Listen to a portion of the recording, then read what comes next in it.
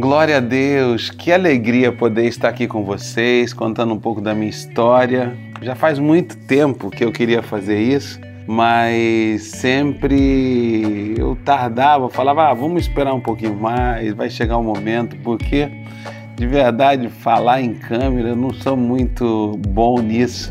Nicolas, Maria, Aline, assim, são top. Mas eu, assim, sempre tive, assim, essa timidez de falar, olhando para as câmeras, gravar. Mas eu fui muito encorajado nesse tempo de poder ajudar muitas pessoas, contando o meu testemunho, contando um pouco da minha história e o que Deus fez na minha vida, né? Falando com muitos jovens, falando com pessoas, com amigos, testemunhando, falando, mas qual é o seu testemunho? Me conta o que Deus fez na sua vida, como é que você se converteu, você já era crente, você já vem de um lar evangélico, como é que era a sua vida, a sua infância? E algumas coisas na internet você já encontra, mas eu nunca assim parei para fazer algo profissional, para falar um pouco do que Deus fez na minha vida. Então esse tempo que eu quero ter com vocês é para isso, para contar um pouco da minha história, o que Deus fez na minha vida e o milagre que Deus fez. Então eu quero que você acompanhe comigo essa história, que você possa compartilhar com seus amigos, vizinhos, e eu tenho certeza assim que essa história vai abençoar muito a sua vida, tá bom? Se você crê nisso, dê um glória a Deus aí, e eu estou muito feliz de verdade poder falar com você. E eu não podia começar contando a minha história se não lendo a palavra de Deus.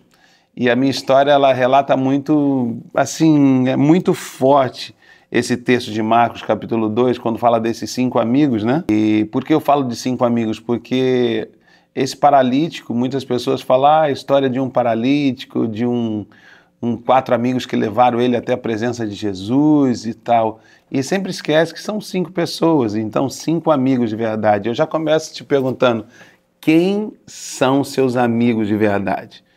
Porque a gente vê que amigo, ele realmente não são só para os momentos bons da vida, mas os amigos são para todo tempo, não é verdade?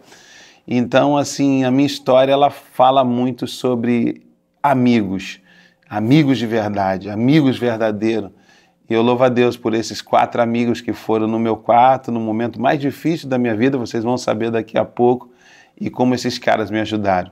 Mas eu queria ler para você e nisso eu queria estar falando um pouco sobre a minha história. Você pode aí abrir a sua Bíblia, se você tiver com ela. Está lá em Marcos, capítulo 2, em diante, que diz assim, a cura de um paralítico, de Cafarnaum. Essa cura desse jovem foi para mim uma coisa assim muito forte, que identifiquei muito com a minha vida, né? Diz assim, dias depois entrou Jesus de novo em Cafarnaum, e logo ocorreu que ele estava em casa, e muitos fluíram para ali, tantos que nem mesmo junto à porta eles achavam lugar, e anunciava-lhes a palavra. E alguns foram ter com ele, conduzindo um paralítico levado por 4 homens. E não podendo aproximar-se dele por causa da multidão, descobriram o eirado no ponto correspondente em que estava, e fazendo uma abertura, baixaram o leito onde jazia o doente. Vendo-lhes a fé, Jesus disse ao paralítico, filho, os teus pecados estão perdoados. Mas alguns escribas que estavam assentados ali arrazoavam no seu coração. Por que ele fala deste modo? Isso é blasfêmia. Quem pode perdoar pecados, senão um, que é Deus? E Jesus, percebendo logo no seu espírito que eles estavam assim, arrazoando, disse-lhes, por que arrazoais sobre estas coisas em vosso coração? Qual é mais fácil, dizer ao paralítico, estão perdoados os teus pecados, ou dizer, levanta, toma o teu leito e anda? Para que saibais que o Filho do Homem tem todo o poder e autoridade para perdoar pecados, disse ao paralítico, eu te mando, levanta-te, e tomando o leito, vai para a tua casa. Então ele se levantou no mesmo instante, tomando o leito, se retirou à vista de todos, ponto de se admirarem, e todos darem glória a Deus, dizendo, jamais vimos coisas assim. Eu sou um jovem que venho de uma periferia de São Paulo, filho de uma mãe maravilhosa que chama Ana Maria, de um pai maravilhoso que chama Cícero. E mais 4 irmãos, um era adotivo, então uma família de 5 homens. E não foi fácil a minha infância, foi uma infância muito difícil, uma infância onde que a gente tinha que trabalhar muito cedo, vocês sabem, em periferia de São Paulo, pai que tinha que trabalhar, mãe que tinha que trabalhar, mas a renda não dava para sustentar a família, né? E afinal de contas, 5 homens. Então foi nesse momento que a gente começou a trabalhar muito cedo e eu tive que me virar muito cedo, eu tive que ajudar minha família muito cedo, meu irmão mais velho também, Marquinhos, também teve que ajudar a nossa família, então cada um foi para a luta e eu, na minha ajuda que eu poderia contribuir, fiz um carrinho de madeira e ali eu ia catar papelão e latinha para vender. E foi muito interessante que nesses momentos de latinha e papelão, eu já tinha meus 11, 12 anos, e eu era muito vergonhoso, e tinha vergonha, mas muita vergonha. Eu lembro que o meu pai falava assim, meu filho, você não tem que ter vergonha, trabalho digno, não tem que ter vergonha, você tem que ter vergonha de matar, roubar, fazer besteira, aí você tem que ter vergonha, mas um trabalho digno, você não tem que ter vergonha, você tem que ter alegria. E sempre aquelas palavras na minha cabeça. E eu lembro meu pai falando comigo, sempre dando conselhos e tudo isso.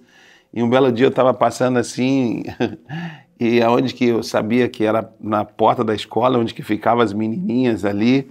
E eu passando ali, eu vendo todas elas, eu morri de vergonha com aquele carrinho de latinha e papelão. E eu vi um dos professores falando assim e tal, e eu mais ou menos que deu para entender ele falando daquilo que eu estava fazendo que era digno.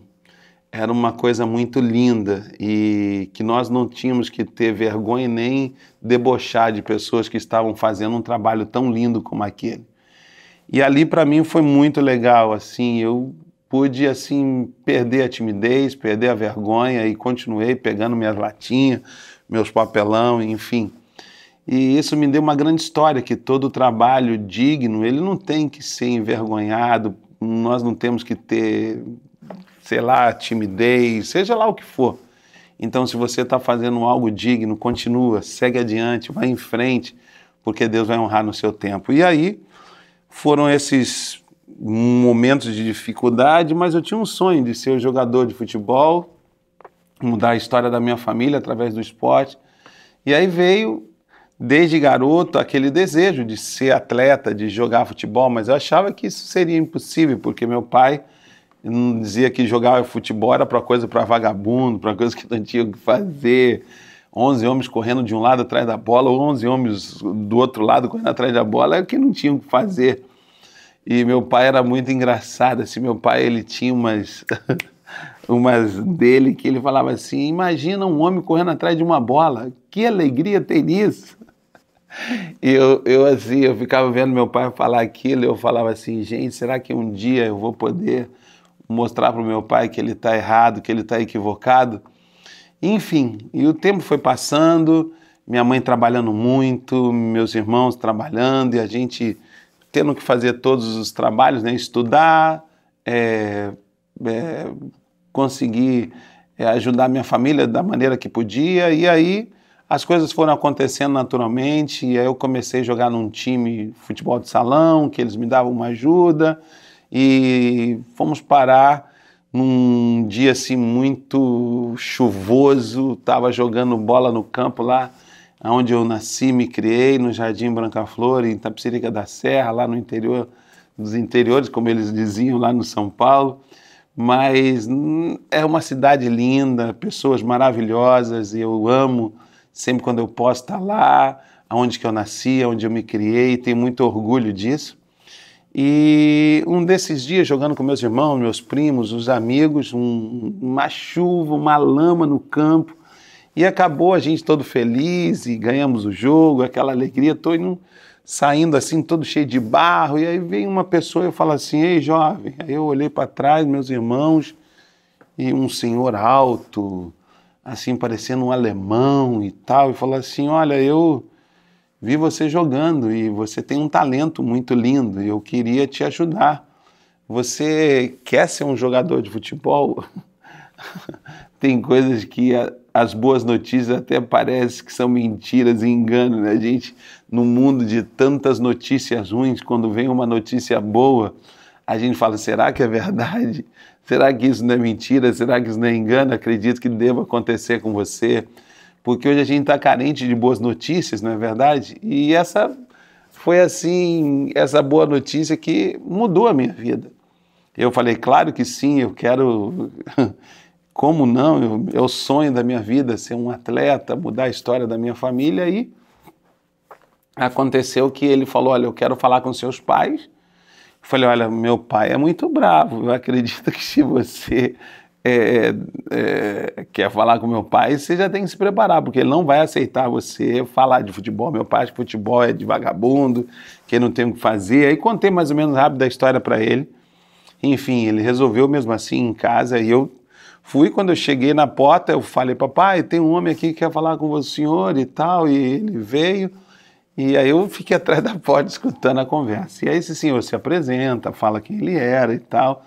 E meu pai não dando muita moral para ele. Meu pai assim, vamos homem, o que você tem para falar? Fala rápido, meu tempo, eu tenho que dar comida para os animais, eu tenho que plantar, não sei o quê. Meu pai muito duro, seco. Pai era alagoano, então falava assim, quem fala homem, fala logo e era muito assim, eu morrendo do outro lado da porta, eu escutando e o homem se gaguejando e não falava com nada, até que ele falou, olha, eu sou um treinador de futebol e eu quero ajudar seu filho, ele tem um talento incrível, ele tem uma habilidade, um jovem muito talentoso e eu acredito que o futebol pode mudar a história da vida dele. Meu pai, como? Eu lembro que meu pai falou, rapaz, futebol é coisa de vagabundo, rapaz. Corre atrás de bola que não tem o que fazer, rapaz. Meu filho tem que estudar, tem que trabalhar, não tem tempo para isso não. E não deu muita moral pro homem até que ele pegou e falou a chave assim que eu lembro até hoje. Ele falou assim, quanto seu filho ganha? Aí meu pai, sei lá, vamos dizer que hoje fosse 400, 500 reais por mês, uma coisa dessa. E ele falou assim, se eu desse R$1.000 para ele, o dobro, e aí ainda assim, desse umas 2 cestas básicas, meu pai olhou para ele e falou assim, como é que é, rapaz? Repete. Aí ele repetiu, e eu me lembro como hoje meu pai falando, Ana, traz um café aqui pro homem. Naquele momento eu tive certeza que a história mudou completamente. Meu pai deu ouvido para aquele homem, deu uma oportunidade, e ali eu fui parar num time da 3ª divisão, chamado Itaquaquecetuba, e ali onde tudo começa, o sonho. Ali eu tive a oportunidade de conhecer o Cafu, que se tornou não só um amigo, mas um irmão, e dos momentos bons, dos momentos ruins. Eu lembro que as dificuldades que a gente tinha, que ele do Jardim Irene, eu de Itapecerica, da minha casa para a casa dele, dava mais ou menos uns 20 minutos, 30 minutos, e aí a gente ia treinar.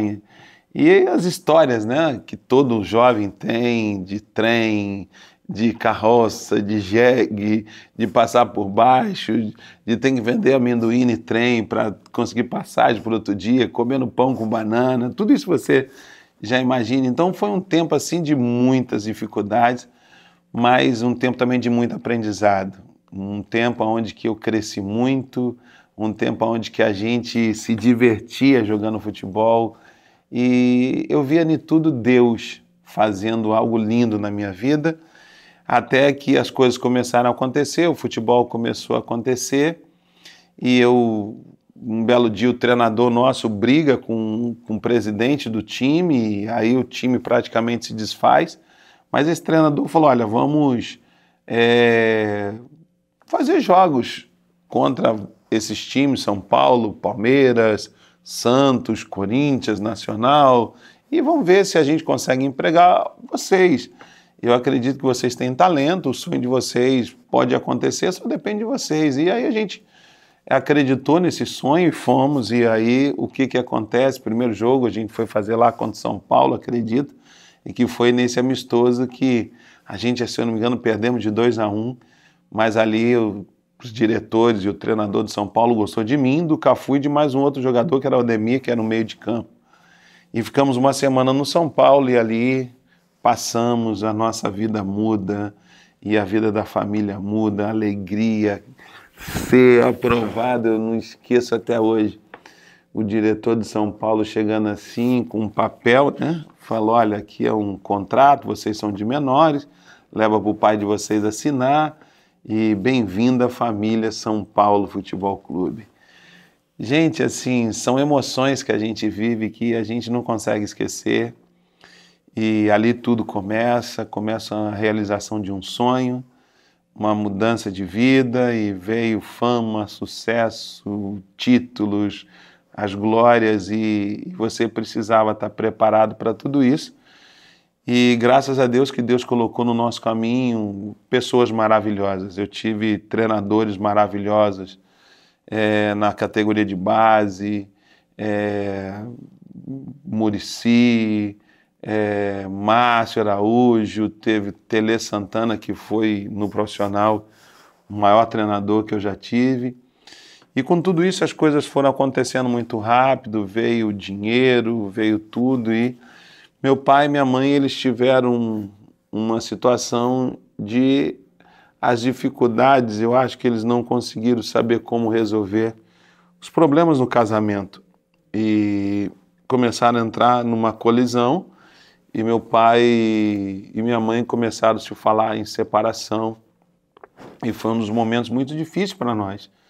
E nesse momento eu imagino assim que você que conhece alguém ou que vive isso, não é fácil, uma separação, e meu pai não aceitava isso, meu pai passou a beber muito, meu pai não bebia nada, meu pai não colocava uma bebida na boca, mas papai começou a beber e fumar e beber muito café e não se alimentava. Em 6 anos, meu pai não aguentou, o coração não aguentou, ele teve um infarto fulminante, e foi nesse momento que a minha vida praticamente que desabou, né? Eu não sabia o que fazer, não sabia por onde começar, eu não sabia como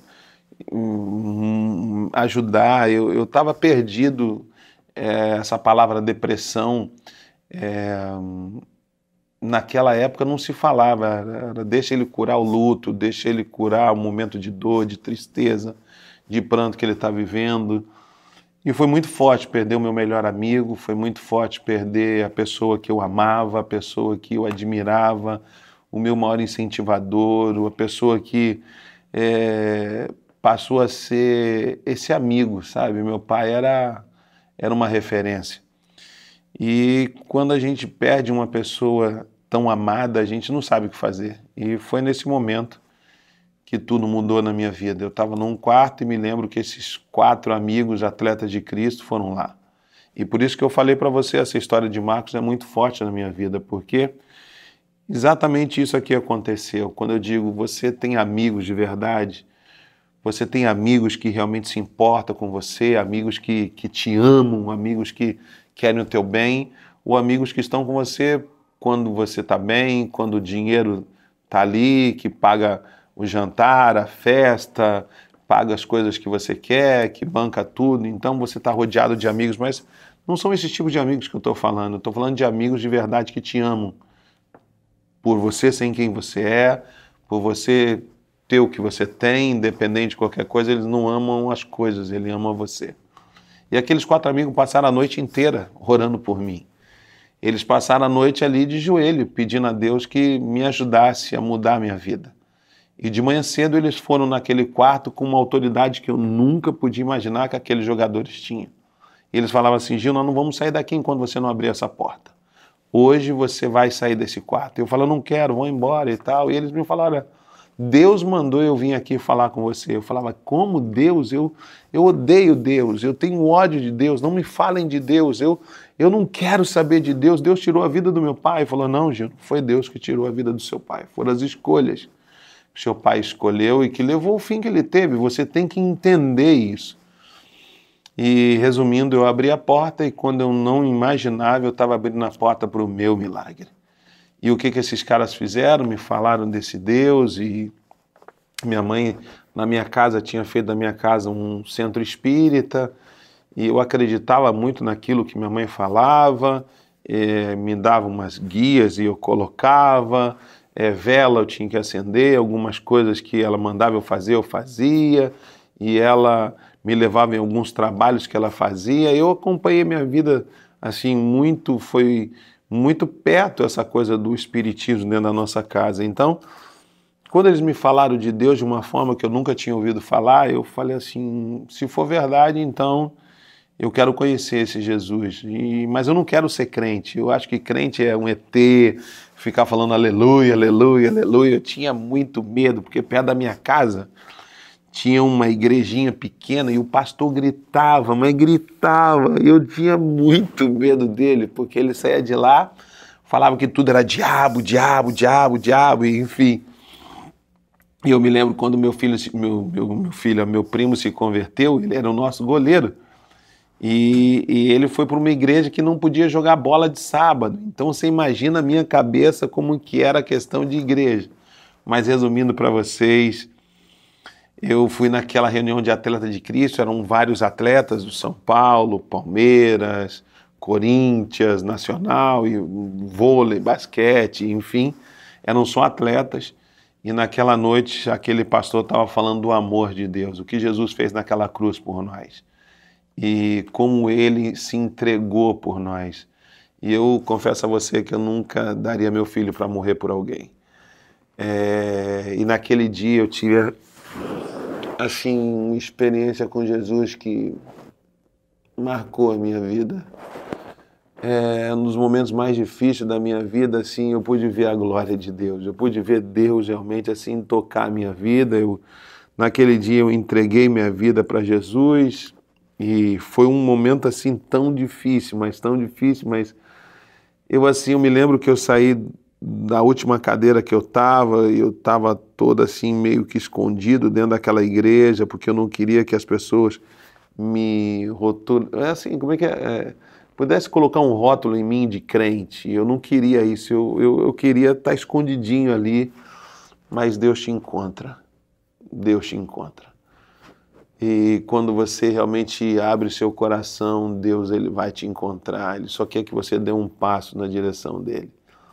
E eu confesso que naquele dia eu dei esse passo, e quando eu cheguei lá na frente, quando ele falou quem queria aceitar Jesus e que pudesse chegar até a frente, ali eu entreguei minha vida a Jesus. E quando ele colocou a mão nas minhas costas, eu sabia que um peso estava saindo de dentro de mim, eu gritava, eu chorava, era um momento de dor e de alegria, e era uma coisa que eu sabia que eu estava fazendo a coisa certa. E naquele dia eu entreguei minha vida para Jesus, e eu cheguei na concentração, eu já era um outro Gilmar. Uma noite, uma decisão, uma escolha, mudou completamente a minha vida. E eu me lembro como hoje que foi muito forte isso para mim. Na primeira vez eu pude dormir com a luz apagada. Eu não dormia com a luz apagada, eu tinha muito medo. Eu escutava como vozes, era como que sabia que sempre tinha alguém ali no meu quarto, e eu tinha muito medo. E naquela noite o medo foi embora, dormi com a luz apagada, foi a melhor noite da minha vida e tudo mudou. Tudo mudou. E eu posso dizer para você, se Deus quer fazer na sua vida, na sua história também uma mudança. Uma mudança que o dinheiro não paga. Eu pude descobrir que fama, glória, sucesso, títulos, jogar no São Paulo, você vai ver algumas imagens aí, jogar no Palmeiras, jogar no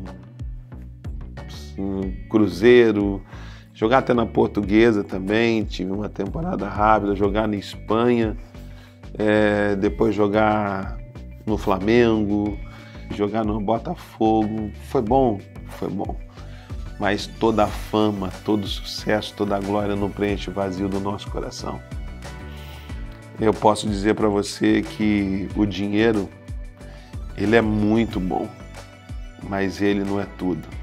Não adianta você ter todo o dinheiro do mundo e não ter uma família estruturada. Não adianta você morar num palácio e você não ter um lar. Não adianta você falar que o seu dinheiro compra Ferraris e tantas outras coisas, mas você não consegue ter o amor do teu filho. E isso tudo eu aprendi, e posso dizer para você que quando eu tive a minha experiência com Jesus, foi uma experiência que mudou não só a minha vida, mudou a vida da minha mãe, que era dona desse centro espírita, teve a sua experiência com Jesus, mudou a vida dos meus irmãos, mudou a nossa casa, e eu posso dizer para você que hoje eu e minha casa servimos ao Senhor. E não tem título mais maravilhoso que isso. É você poder ter paz, você poder ter alegria, e uma alegria que o mundo não pode comprar. E eu quero terminar dizendo para você como foi exatamente na palavra. O que aconteceu com esse paralítico aconteceu comigo. Diz que esses 4 amigos levaram ele na presença de Jesus, a casa estava lotada, eles não sabendo o que fazer. Imagino que tantas pessoas desistem, não tem mais jeito, a casa está cheia, você vai fazer o que com esse paralítico? É melhor você levar ele embora. Eles não desistiram. Eles levaram até o telhado. Então eles tiveram essa determinação, essa criatividade, essa fé em não desistir de um amigo. E eu quero dizer isso para você: não desista das pessoas que você ama. Quem sabe você já desistiu do seu casamento, do seu filho, ou desistiu de um parente. Não. A minha história, ela é para incentivar você. Continue orando, continue crendo, não duvide, tenha fé. Porque a Bíblia diz lá no verso 5, vendo-lhes a fé, Jesus disse ao paralítico: filho, os teus pecados estão perdoados. Então Jesus está vendo a nossa fé.